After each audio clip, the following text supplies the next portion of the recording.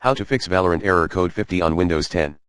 To fix Valorant error code 50 on your own Windows 10 PC, try these tips. 1. Check if there was some issue with the chat in the Valorant client. If not, ignore that 50 error, and restart the Riot client as admin. 2.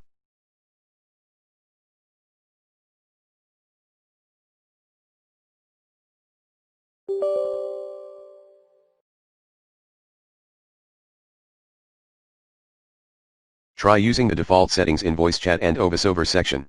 Moreover, try using a different mic and updating your sound device driver using the official download.